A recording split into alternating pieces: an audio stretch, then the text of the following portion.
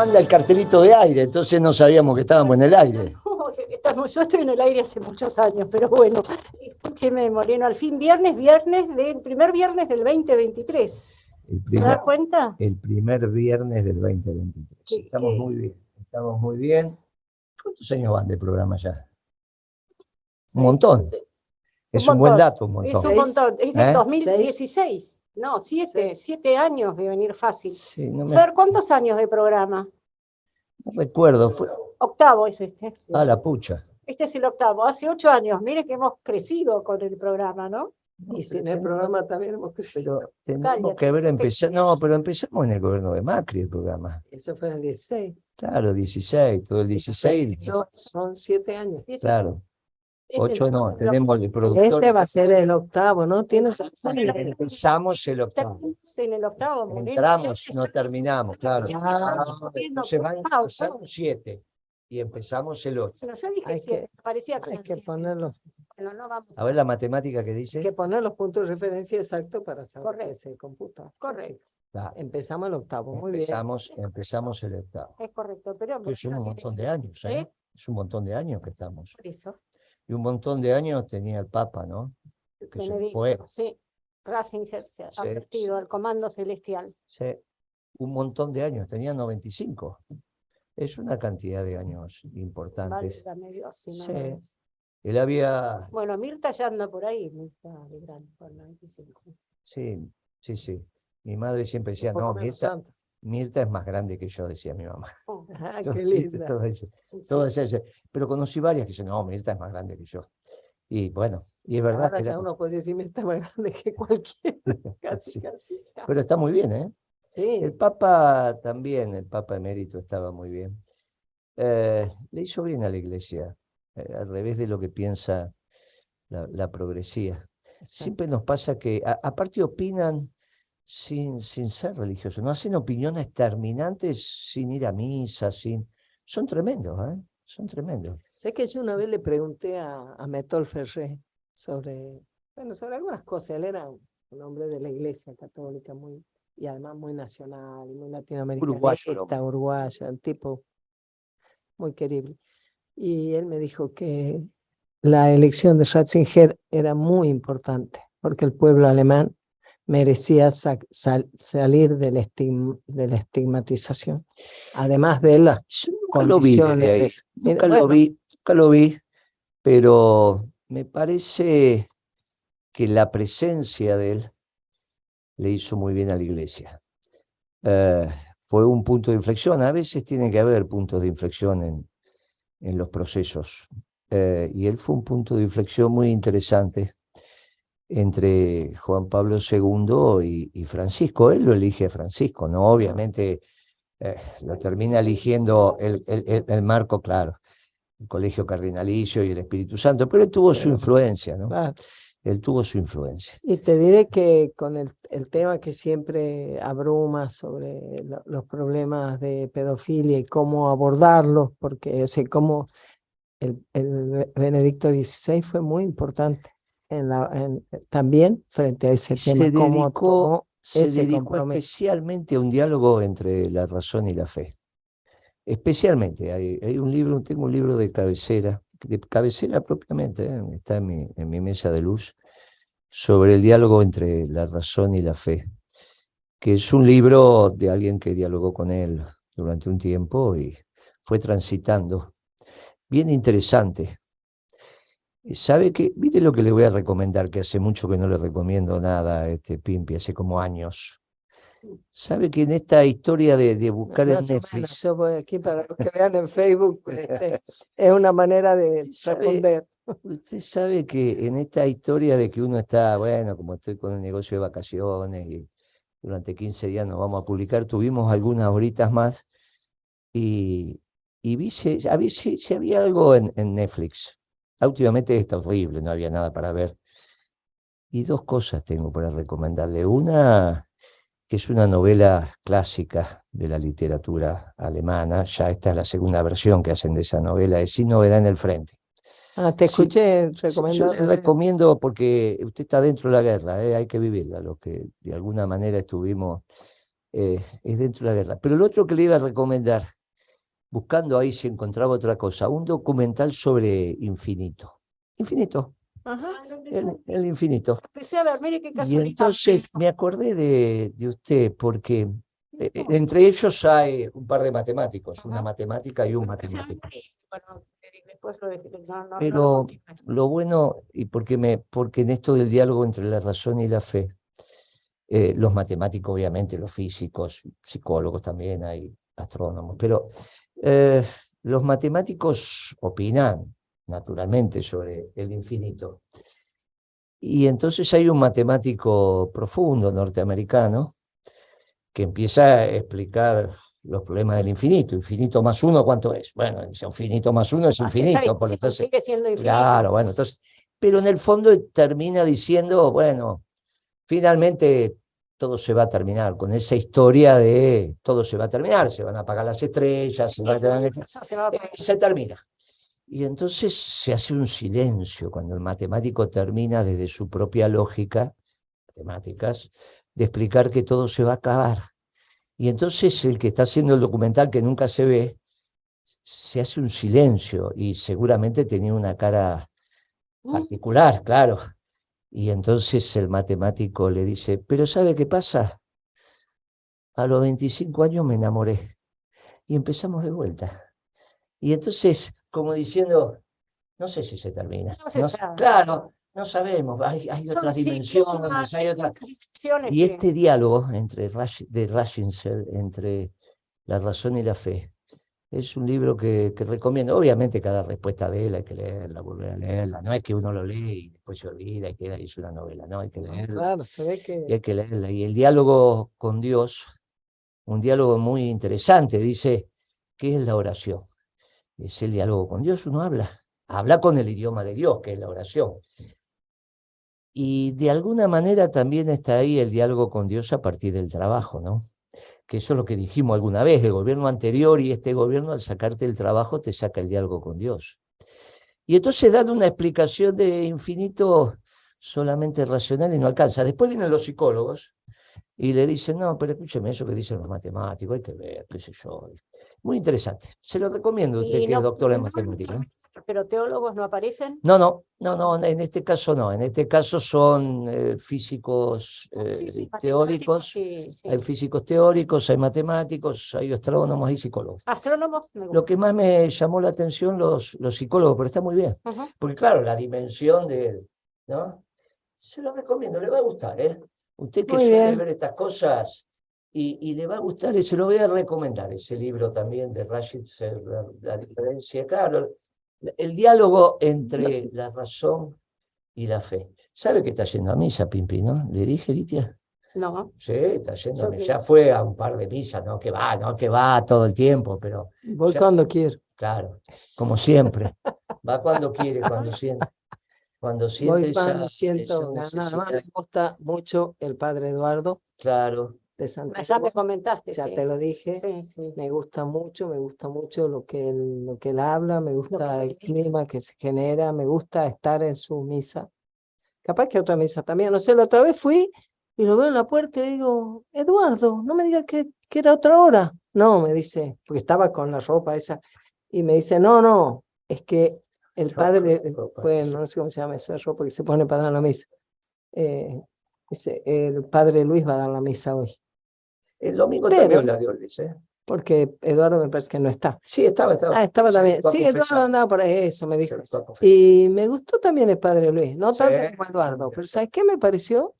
Re didáctico, re llano, sí. Bueno, qué sé yo, cada uno le mira las cosas que... Es una homilía muy interesante el domingo también, ¿eh?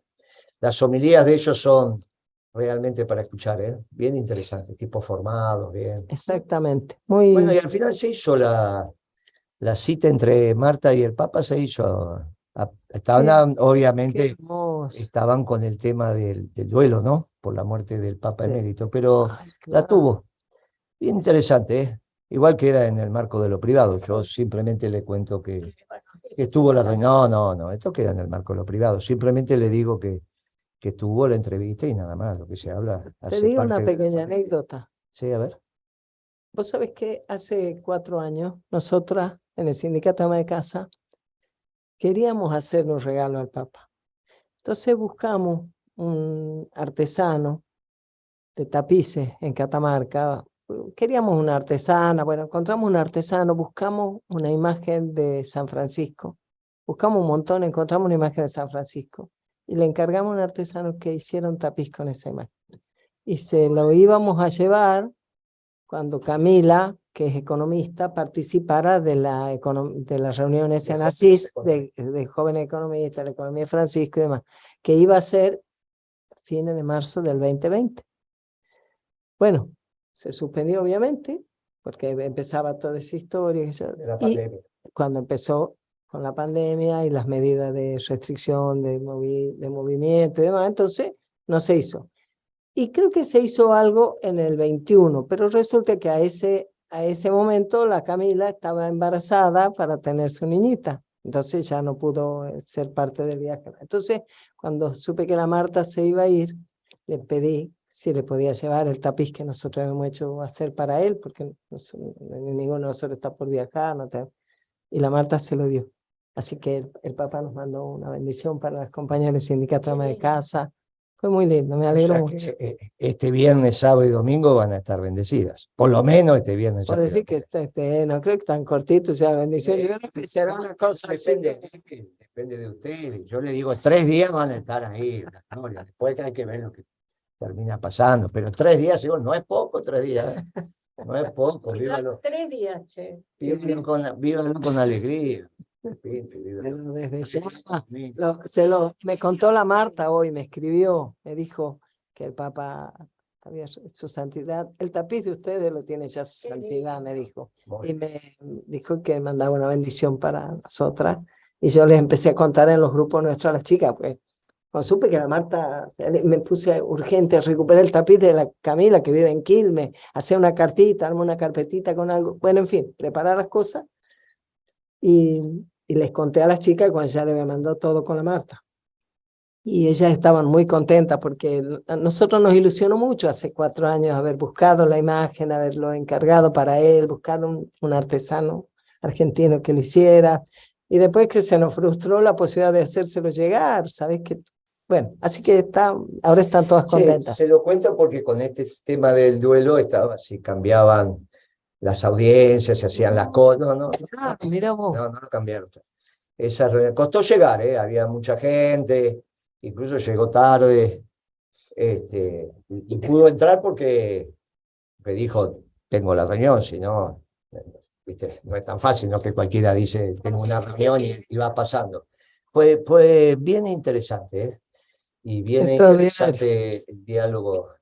Está bien el Papa, y el Papa siente ahora, porque cuando tenía el Papa emérito, él era el Papa, pero había otro que él lo decía, no es como tener el abuelo sabio en casa, y era el abuelo sabio, y ahora quedó él, ahora ya quedó, está huérfano de Papa el Papa.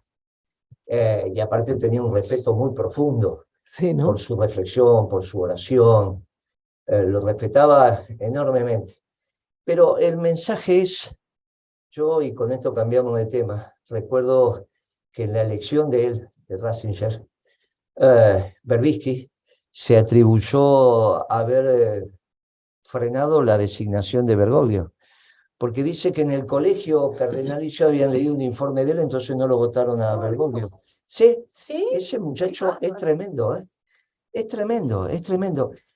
Él es capaz de decir que cuando nosotros decimos que en la hostia y en el vino está el cuerpo y la sangre de Cristo, Berbisky llega a decir que, bueno, es una situación, una especie de caníbales que nos comemos entre los hombres. Lo escribió, yo lo leí, dice, mire, estos católicos tienen prácticas. Somos caníbales, claro. Sí, se comen. Antropofágicas. Claro, se comen al hombre. Y desde esa lógica, que es una lógica absolutamente menor, que la podría tener un chico de 3er grado, ¿no? Esa lógica de P entonces Q y solamente eso, él se atrevió a decir que no. Pero una razón muy menor, digamos, claro. Ni siquiera la física cuántica o la lógica de la física relativista, una cosa muy menor. se atreve a Así. escribir que él, con un informe que hizo, impidió que ¿no? Bergoglio fuera papa, y entonces lo eligieron. Sí, Fíjese es cómo un muchacho. incide en el Ahora, panorama mundial, ¿no? es el ordenador de muchas políticas del gobierno y del progresismo. Esto es lo que pasa con el progresismo argentino. Tienen intelectuales muy menores, muy menores. Tienen intelectuales muy menores. Tienen que empezar a reflexionar de verdad, a ver qué les pasa en la vida y en el mundo. A ver si nos ayudan a que el peronismo gane las elecciones en el 2023. El peronismo, no el Frente de Todos. El Frente de Todos se terminó. El peronismo va a elegir un candidato a presidente, entre todos los que seamos candidatos a presidente, va a elegir uno. Todos nos vamos a encolumnar. Claro. Y capaz, yo estoy muy optimista, capaz que tenemos una elección extraordinaria. Porque, Guitia, usted sabe que el mundo es favorable para un gobierno peronista. Cuéntenos cómo viene el mundo, a ver. Bueno, tenemos una América Latina caliente. A la pucha. Bueno, empecemos por ahí, empecemos por América. Por Hispanoamérica, vamos a tocar Iberoamérica, y después también podemos finalizar con lo que está aconteciendo, un breve toque con lo que está aconteciendo en Estados Unidos también, ¿no? Pero bueno, estamos con Perú y con Bolivia, con situaciones bastante complicadas, con manifestaciones, cortes de calle, bloqueo. Bueno, ya de Perú hemos conversado, han retomado las movilizaciones, en donde, digamos, ahora estas últimas han sido apoyadas por la Confederación General de los Trabajadores Peruanos, estas últimas movilizaciones. Sabemos que hay una fractura que, digamos, hay que mirar atentamente porque hay elementos de lo que acontece en América Latina, en estos países en particular, que podrían tocarse con situaciones que están aconteciendo en Argentina. Son alertas, son alarmas. Una cuestión es la disputa que hay entre los poderes del Estado, poder ejecutivo, poder legislativo, poder judicial, con sus características. En Perú hay una disputa, digamos, y es lo que aconteció entre el poder legislativo y el poder ejecutivo, y ahora están en una situación bastante cercana a la anomia, y no solamente cercana a la anomia, sino a la fragmentación del territorio, porque la política giró sobre su eje, además, giró sobre su eje, y no dio cuenta del Perú profundo, que una cosa es el Perú que está sentado en la costa y otra cosa es el Perú de la montaña. Y en Bolivia también hay una disputa entre los distintos poderes, incluso desde el punto de vista territorial. Y también, digamos, hay una situación en donde aparentemente sí hay una conducción por parte de la oposición en esta situación, pero también está cerca de la fragmentación territorial.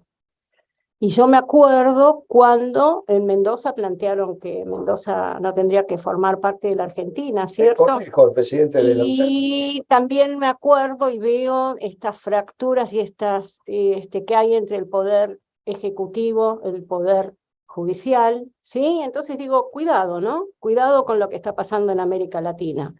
No vaya a ser, digo, me parece que desde el punto de vista político, y obviamente desde el punto de vista de nuestra doctrina, nosotros tenemos que saltar por encima de estas cosas, de estas cuestiones, no digo estas cosas, estas cuestiones que son graves y atentan contra la integridad de un territorio y atentan contra la integridad de una nación. Entonces justamente nosotros tenemos que ponerlo a la altura de los acontecimientos, y creo que estamos yendo en la buena dirección, porque estamos pasando por encima de esta situación que pone en riesgo la integridad y pone en peligro las patrias latinoamericanas y las nuestras en particular. ¿Y de Brasil? Bueno, Brasil asumió Lula el 1 de enero. Leí los discursos que dio ante los distintos lugares. Desde el punto de vista político-institucional, bueno, puedo tirar algunas cuestiones. Me llamó la atención, bueno, habló de la defensa del medio ambiente, en general la deforestación del Amazonas, habló de hambre cero. ¿Qué tuvo el discurso de Macron? Qué bárbaro. Digo, eso. Creó un montón de ministerios, 37 ministerios tiene en este momento Brasil. Ministerio de la Promoción de la Igualdad Racial, además del Ministerio de Cultura, Ministerio de la Mujer, Ministerio de los Derechos Humanos, Ministerio de los Pueblos Originarios, digo, institucionalmente, y me parece que lo más interesante es el ministro de Economía de Brasil, Fernando Haddad. Fernando Haddad Fue el que perdió con Bolsonaro. fue el que perdió con Bolsonaro, fue alcalde de San Pablo, fue secretario de Finanzas de San Pablo, es del PT, es un PT puro. Digo, antes habíamos hablado que había un ciclo económico que de alguna manera continuaba en Brasil a partir de ministros neoliberales. Ahora es un socialdemócrata, hecho y derecho, tiene un máster en economía, pero cuidado, me parece que la reflexión ¿es un socialdemócrata? ¿Va a haber cambio desde el punto de vista económico o coinciden neoliberales con socialdemócratas? No va a haber ningún cambio. Bueno, digo, porque de repente, digamos, algunos o algunas pueden decir, es un PT puro, va a haber un cambio en la política y en el ciclo económico. Entonces, bueno. El ciclo económico va a seguir siendo el mismo, como siguió siendo el mismo entre Guzmán y el ministro de Economía de Macri, la CUNSA o como se llama, o Duhovne o Plagay. Porque este ciclo económico comenzó con Kicillof y está terminando con Massa, pero es el mismo ciclo económico. Sí, la acumulación de capital se da en el mismo sector. Eso es lo que tipifica el ciclo económico. Y lo mismo va a pasar en Brasil. No va a haber ninguna modificación del ciclo económico como no las hubo entre Bolsonaro y el anterior. De hecho, el presidente del Banco Central sigue siendo el mismo, que es donde hay que mirar también la política monetaria. Sí, claro. Ya dijeron, el precio del combustible va a estar asociado a los parámetros internacionales. No dijo, vamos a hacer costo en Brasil y en función de eso vamos... No, dijo, no, en función del precio internacional va a ser el precio de los combustibles en Brasil. Y ahí, claro, la acción de Petrobras dejó de bajar. Bajó 2 días y después volvió a retomar. Bueno, una cosa me llamó va a estar difícil, va a tener el futuro de Boric. Una cosa me llamó la atención, digamos, en sus discursos, es que planteó un diálogo entre las centrales de los trabajadores, las centrales empresarias y el gobierno para definir la nueva legislación laboral. Vamos a ver qué... Va a ser la que ya votaron en su momento. Cuando empezó el gobierno de Bolsonaro se produjo la flexibilización laboral en Brasil y la muchachada... Sí, claro, estructuralmente. Y la muchachada del PT votó, después dicen no, que sí, que no, la votaron. Sí. Las crónicas son muy claras en eso. No, que después que no, mire, la votaron. Si no, Bolsonaro no tenía las mayorías, le pasaba lo mismo que le está pasando ahora a Lula, al revés, que la mayoría lo tienen los otros muchachos. O sea que no espere grandes... Mire, el destino va a ser el que tuvo en sus 8 años de gobierno, la pobreza va... La que recibe ahora es 100 millones de pobres, dijo Lula, que con el plan hambre cero piensan sacar de la pobreza. No, pero es que tiene un error conceptual, Lula. Mire, si porque le da de comer van a dejar de ser pobres. Tiene un lío en la cabeza. Ese es el problema. Van a dejar de ser pobres. Tiene un lío en la cabeza. Ese es el problema, ¿no? Esa es la diferencia de la historia de la Argentina con el peronismo, que está calado profundamente lo que significa la dignidad del trabajo y la posibilidad que te da tener la dignidad del trabajo. Hago un paréntesis, me parece que hay que salir, está apareciendo una discusión muy fuerte alrededor de la renta universal, no una discusión, la están planteando, sí, la están planteando, está circulando en las redes sociales entre los compañeros y compañeras la importancia de implementar una renta básica universal. Yo creo que hay que aclarar, digamos, porque los mismos compañeros se confunden y lo plantean como algo novedoso. Yo no veo los compañeros, lo veo en el progresismo. No, yo lo veo en compañeros. Bueno, a mí me llamó una radio que tuvimos un debate, que eran progres, me hablaban de Gramsci, me hablaban de solamente de... Bueno, yo creo que en realidad, bueno, uno puede decir, bueno... Es tremendo porque es la convalidación de trabajadores de primera y de segunda. Es mortal. No, pero además es la convalidación de una sociedad sin trabajo para todos. Pero por supuesto, por eso. Sí, pero usted sabe, bueno, puede ser que uno esté cada uno en su microclima. Yo no... Donde yo circulo, no. Yo circulo, sí. Sí, puede ser. Donde yo circulo, sí, y son compañeros. Sí, puede ser. Yo no lo veo en el seno del del movimiento nacional ese debate cuando me encuentro con lo que me tengo que encontrar, pero puede ser que en determinados ámbitos eso se esté dando. Y eso está ocurriendo. Sí. Pero me parece que no, que ni siquiera va a ser parte de la agenda electoral. No va a haber nadie que lo plantee seriamente, ni va a ser parte del debate. No va a ser un punto del debate presidencial, ni el debate político de los candidatos. Me parece que está totalmente traído de los pelos, no tiene nada que ver con la Argentina. Te dice, vamos a ver en Brasil si ese debate lo empieza a dar Lula, me parece que no tampoco. Le pusieron los puntos sobre el tema fiscal. Quiso, le duró 2 días, le duró 2 días. El destino es un destino muy similar al de Boric. Lógicamente, el pueblo brasilero en términos de organización se banca 40% de pobres de hace décadas. No tiene la organización del pueblo argentino ni del pueblo chileno, ¿no? Ni del pueblo peruano. Digamos, en términos de organización popular, el pueblo brasilero es el menos organizado, ¿no? Es el menos. No, de hecho, no hay presencia del movimiento obrero, ¿no? Uno no conoce ni siquiera quiénes son los dirigentes. Ni siquiera en el gobierno de Lula se terminó de ordenar eso. Así que, bueno, veremos qué es lo que acontece con Brasil. Lo que más me parece sustantivo es lo que usted está diciendo del Amazonas, es el discurso de Macron, ¿no? Bueno, vamos a ver qué pasa con el resto. Claro, vamos a ver qué pasa con el resto de los brasileros cuando le digan que quieren compartir la soberanía en Amazonas. Vamos a ver qué pasa, que, digamos, las elecciones fueron muy parejas también. Entonces, digo, son datos a tener en cuenta. Finalmente es un punto, ¿no? Porque creo que fueron 2 o 1 y pico, pero es la mitad de eso. Entonces, bueno, no es que... ¿Y en Estados Unidos cómo estamos? Y en Estados Unidos ha llegado una interna fuerte al Partido Republicano. Creo que esto es normal y es producto de estos tiempos, las internas en donde se discuten en profundidad determinado tipo de cuestiones que hacen al posicionamiento frente al mundo, más allá de, además de las diferencias que tienen con los demócratas. Pero no han logrado aún, después de 8 votaciones, elegir al presidente de la Cámara de Representantes, que es la cámara más política de Estados Unidos. La de diputados. Sí, no han logrado elegir. Yo no sabía, leyendo, me entero que no necesariamente tiene que formar parte de la Cámara. ¿Ah, sí? ¿El speaker? Sí. Y entonces en las últimas votaciones lo han propuesto inclusive a Trump.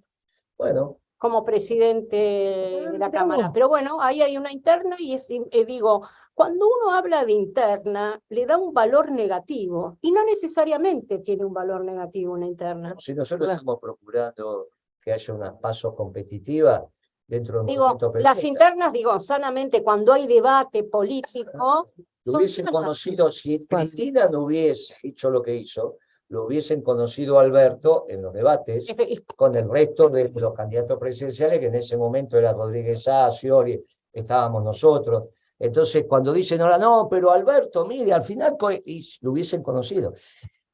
Por eso Cristina tiene que pedir perdón, ¿eh? No tiene que pedir perdón por nosotros, tiene que pedir perdón por ella, porque en la medida que pida perdón, el manto protector del movimiento peronista la va a cubrir, como lo cubrió a Menem, porque Menem murió en las de él, pero murió senador. Ojo, que ese fue el manto protector del peronismo. En nuestro gobierno, se lo digo, doy fe de eso, yo estaba, lo vi, se le puso el manto protector a Menem. Después se hacía chiquilinada, pero el manto protector a Menem, incluso en nuestro gobierno, lo tuvo siempre. Nunca el peronismo le quitó el manto protector.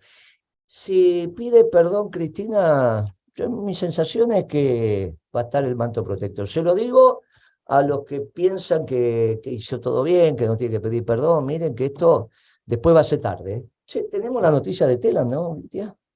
Sí, tenemos. Vamos a la noticia de Telam.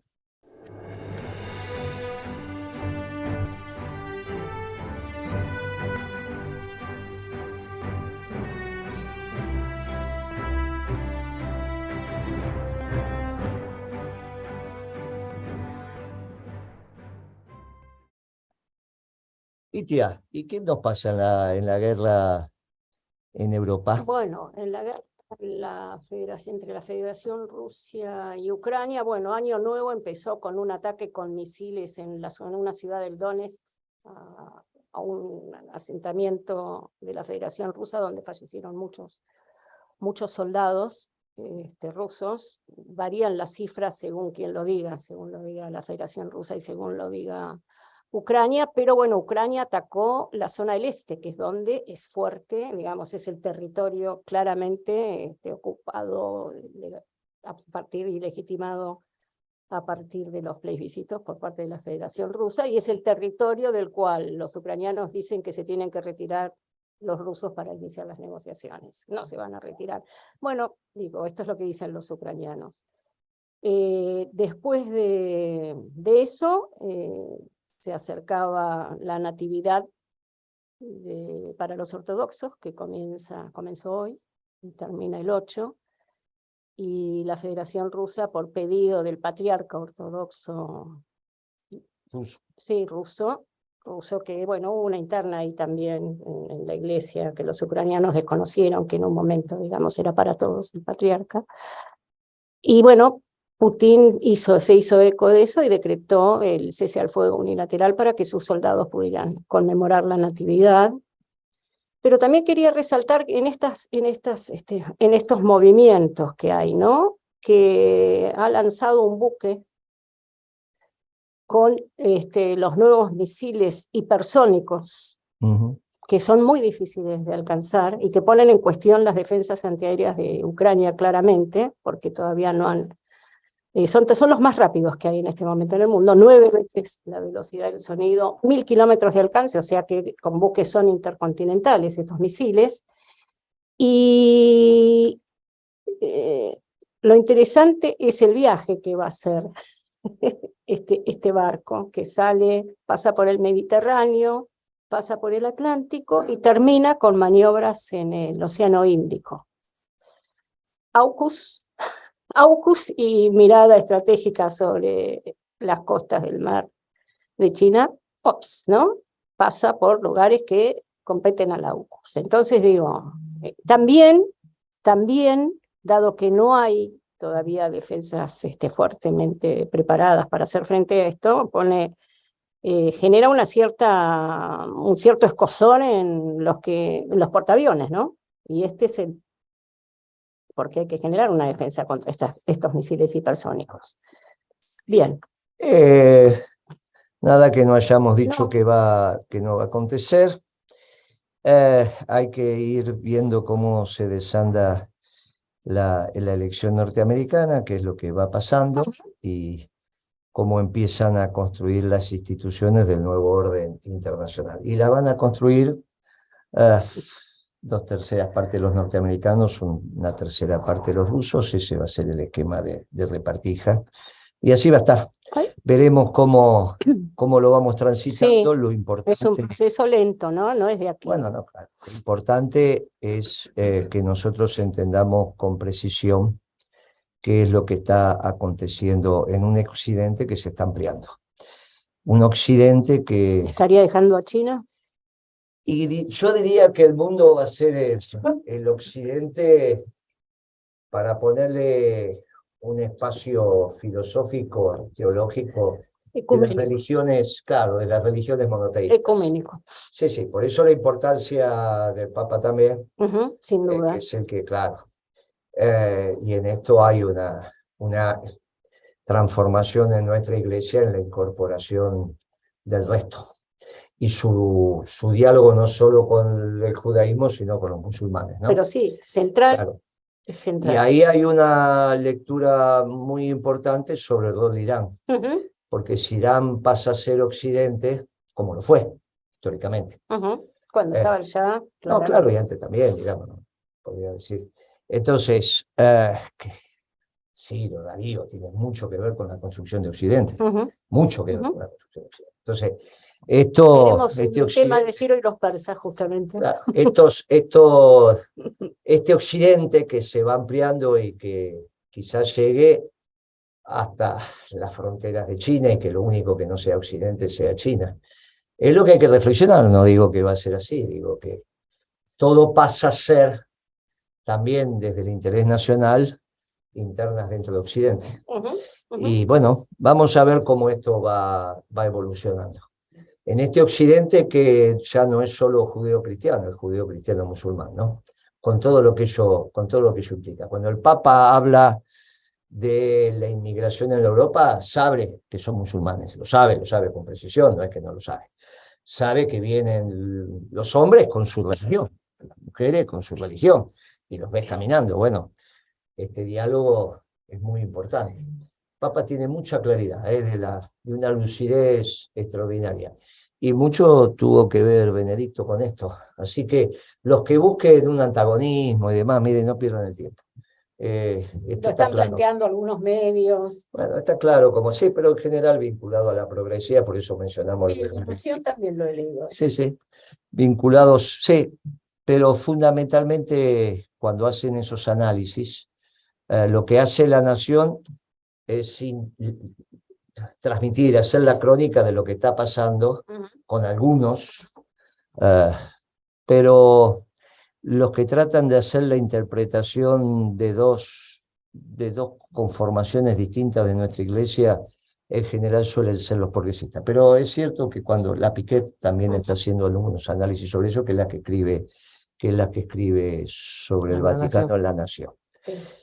Y en esto llegamos a la Argentina y el año electoral.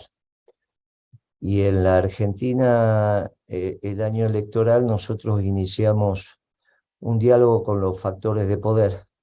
Les pusimos nombre y apellido, dijimos que no es que esté cerrado, pero en principio lo definimos con 6 grupos bien caracterizados: la sociedad rural, Mañeto, Arcor, Aluar, Aceitera General de ESA, Techín. Y algo de ese diálogo estamos recibiendo respuestas, ¿no? En algunas posiciones de Clarín ya no está la rigidez antiperonista que había de hace algunos años, que se asociaba claramente con la posición del kirchnerismo. Hoy empiezan a separar, incluso hay algunas menciones donde ellos especialmente intentan separar al kirchnerismo del peronismo, como diciendo, bueno, desde el peronismo quizás nos empecemos a encontrar, cosa que nosotros lo venimos sosteniendo, y hasta ahora estaba claro que ellos estaban orientados, los grupos de poder, hacia el fracaso reciente, que era Cambiemos y compañía, y ahora no está tan claro, ¿eh? No está tan claro. Han puesto con signos de interrogación. Ese reportaje que le hizo Clarín a Rodríguez Larreta fue muy esclarecedor, muy esclarecedor sobre la posición de Rodríguez Larreta, que permite hilvanar un discurso muy potente a los que participamos de la década ganada, ¿no? Porque ellos están teniendo un candidato que dice que no sabe qué hacer con, no sabe cómo va, no sabe qué va a hacer con el encontrar. país. Claro, que no sabe. Claro, porque no estamos sabe limitados. cómo le van a dejar el país. Entonces, de acuerdo a cómo le dejen, es lo que él va a hacer. Claro, eso es un nivel de ignorancia pocas veces visto, sobre todo en alguien que pretende conducir los destinos del país. Y no está tan claro ese mensaje que hace algunas semanas atrás era muy claro sobre la destrucción del peronismo, que esto se tenía que terminar, y sobre todo la destrucción del movimiento obrero organizado, ¿no? El que está pidiendo ahora que se le saque la personería gremial a un sindicato es el gobierno de Kicillof. Sí, por el tema de los peajes Bueno, en la el que provincia. lo está pidiendo es el gobierno de Kicillof. Es sorprendente, no va a llegar, no va a avanzar. No, Ni imposible. Kelly Olmos va a avanzar sobre ese tema, la No, conocemos, no lo va a hacer. Pero son todas las señales, y Clarín está poniendo el foco en eso. No está diciendo, miren, está muy bien, hay que sacarle la personería, hay que destruir al menor. Está diciendo, mire qué raro Kicillof. Mire qué raro lo que quieren hacer. O al menos los funcionarios de Kicillof, ¿no? Pero bueno, si lo hacen es porque debe estar conversado. En ese esquema donde las discusiones no tienen límite, entonces destruir a un sindicato, si estoy confrontando y lo tengo que destruir, lo destruyo. Porque Más o de menos última, como, Kicillof representa a los trabajadores, ¿no? Desde esa visión. Ellos no... más o menos como cuando dijo que podía fundir a Techín. Claro, sí, puede sí. fundir a Techín. Seguimos en el mismo sendero. Qué va. Y entonces el peronismo presenta su plan económico y hoy que me tocó ir a Perfil, bueno, le llevé el plan económico y dijo, bueno, acá está. Por ahora es el único plan económico que me han traído, dijo el periodista, ¿no? La Nuri, ¿cómo es? Nuri, la que conduce Nuri, con sí, ahora fue una ex periodista de Clarín. Conduce el programa con...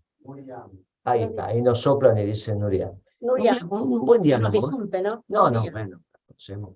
Nosotros somos Tuvimos un buen diálogo importante porque ella reconoce que las únicas propuestas articuladas que hasta el presente hay en términos económicos son las que le llevamos nosotros. Claro, falta el otro paso, que muchas de esas cosas las hicimos y fueron exitosas. No es que fracasamos. Esto comienza, esta sensación de fracaso, cuando la propia Cristina deja de utilizar las estadísticas del INDEC. Ya para el año 15 las deja de utilizar. De hecho, por eso Kicillof deja de medir la pobreza. Se hace el tonto para no entrar en ese debate, deja de medir la pobreza. Pero acá están pagando las consecuencias. Sí. Y el utilizar las estadísticas de la ciudad, lo que termina pasando que reconocen, como lo dijo Alberto Fernández, un 26-27% de pobreza que dejó Cristina en el 2015. Si es así, la aumentó un 20% entre el 14 y el 15. La aumentó, porque la devaluación de Kicillof lógicamente aumentó la pobreza. Pero nosotros se la dejamos, la economía peronista se la dejamos entre el 7 y el 8%, que es el cálculo que nosotros hacemos, porque el último trimestre no se publicó del 2013, es lo que decimos del tercer trimestre, proyectamos el año, y entonces te da entre el 7 y el 8% de pobreza, un gobierno decididamente exitoso para el 2013. Nuestras proyecciones no hablan de un 27% para el 2015, devaluación incluida, sí que subió la pobreza. La devaluación de Kicillof, todos sabemos lo que acontece si no haces una devaluación compensada, y no lo hizo Kicillof. Solamente devaluó. Pero se va al 26. Al 27, al 26.9 dice claro, que eso. lo que hace Alberto es reproducir las estadísticas para ese año de la UCA, de Salvia, de ese observatorio de la pobreza, que cada vez habla menos, ¿no? Claro, hablaba tanto en nuestro gobierno, dejó de hablar durante el gobierno de Macri y ahora tampoco habla. Qué cosa rara ese Salvia, ¿no? Cosa muy rara. Sobre todo, tiene que explicar cómo nosotros podemos haber dejado el 30 y ahora hay 40. Habiendo pasado Macri y habiendo pasado, y encima, habiendo aumentado 14 puntos la medición con su metodología el INDEC. Eso es impresionante. Claro, porque el INDEC ahora tiene, con la nueva metodología que hizo Todesca, cuando empalman las series, hay 14 puntos porcentuales de diferencia. O sea, si nosotros hubiésemos medido la pobreza con la metodología de Todesca, obviamente estábamos en el 21. Claro, era 7, 8 más 14.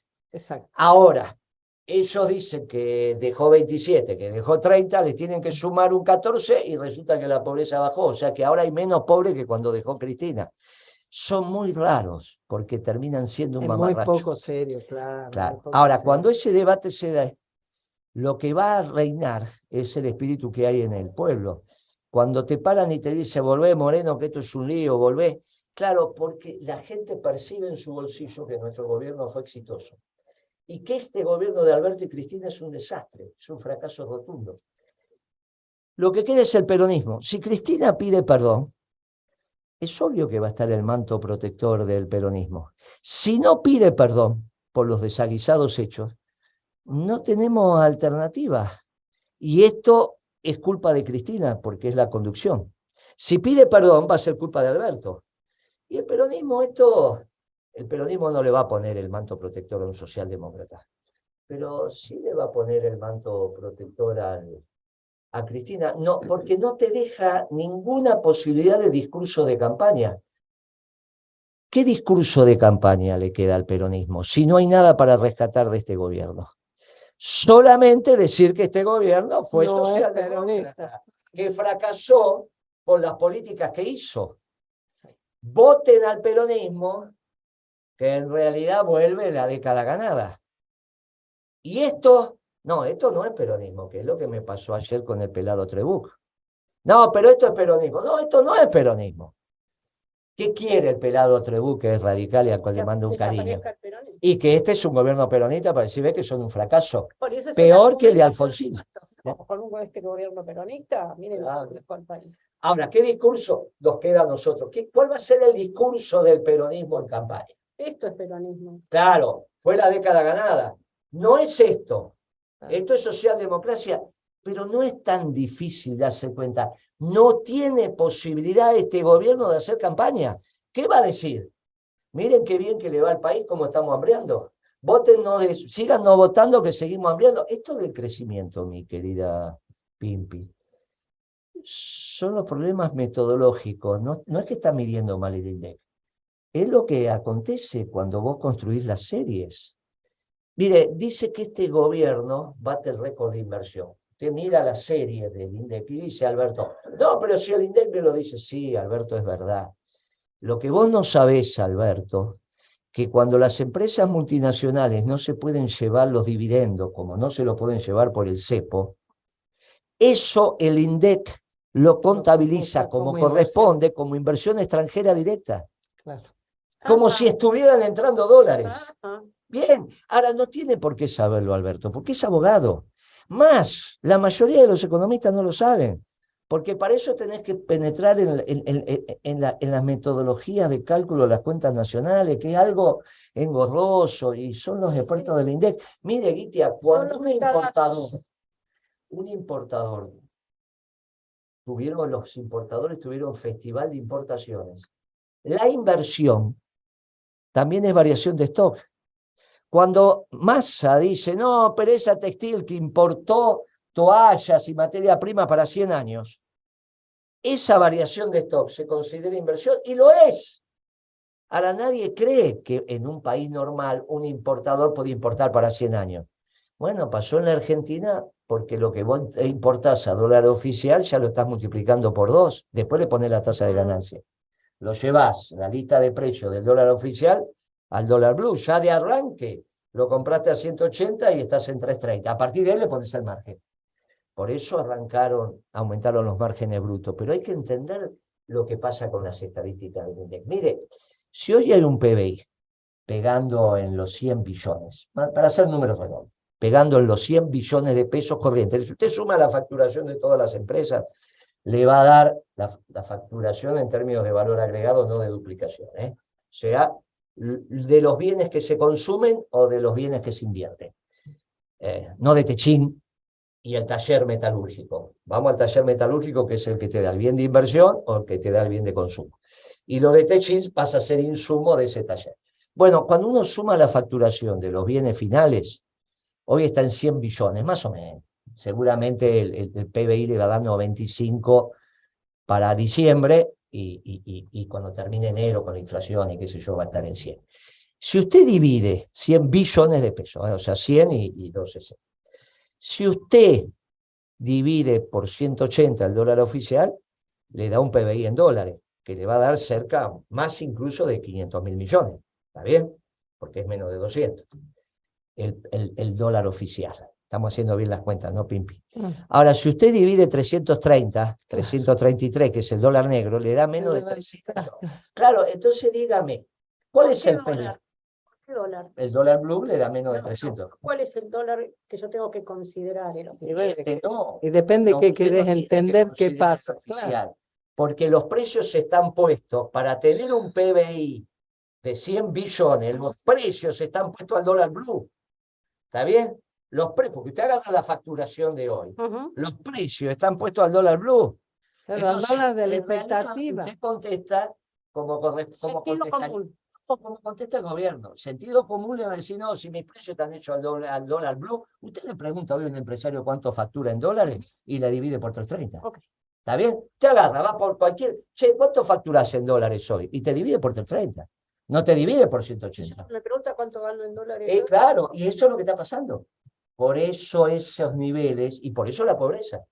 Por eso estos niveles de pobreza y estos niveles de distribución del ingreso. Ahora, el PBI no es 500 o 500 y pico, es 300. Entonces no pudo haber habido crecimiento. Claro, esto que implica interpretar las estadísticas a la luz de lo que tiene que hacer un correcto economista, que es el semblanteo de la economía, caminar la calle y ver lo que está pasando. Claro. Por esto es lo relevante.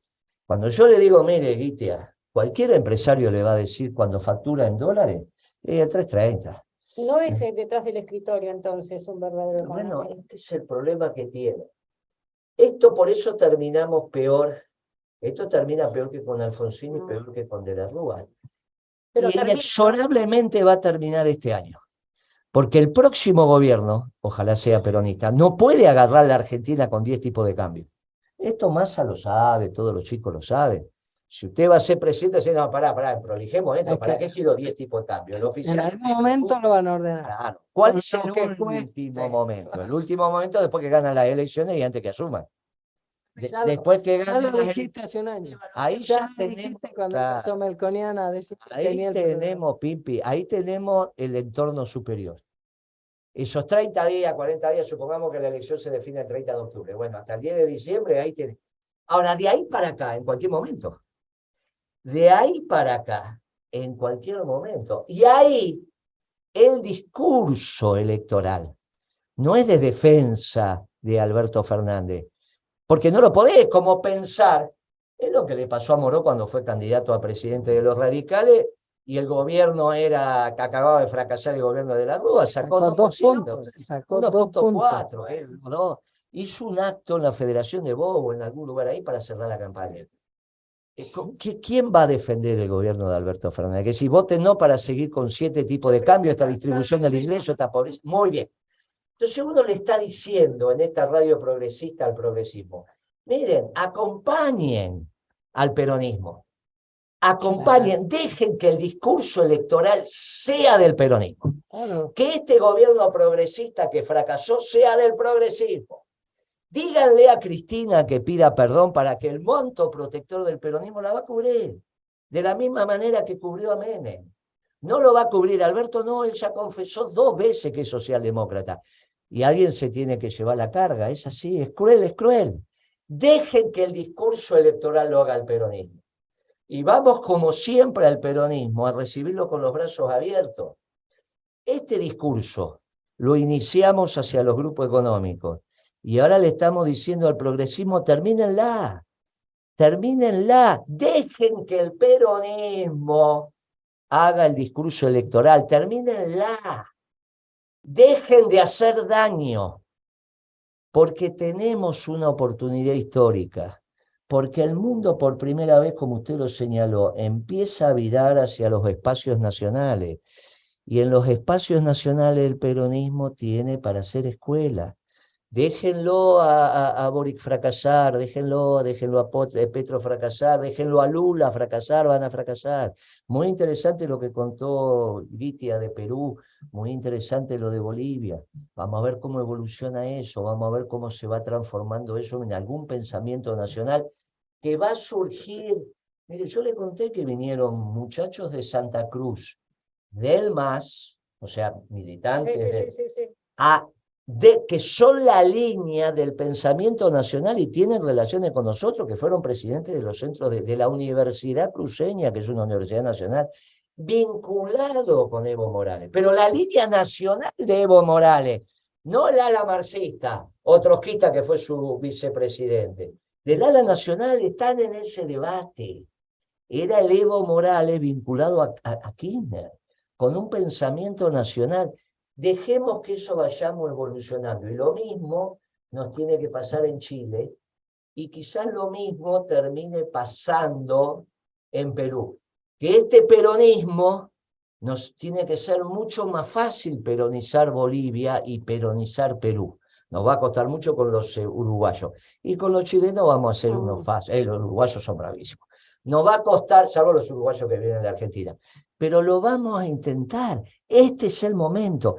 Y les pido a los progres que se tranquilicen, que fracasaron en el gobierno, que ya está, que se hace motu por el foro, hagan silencio, motu por el foro, paren un poquito. Que vuelvan a ser los representantes de la minoría en los organismos de control.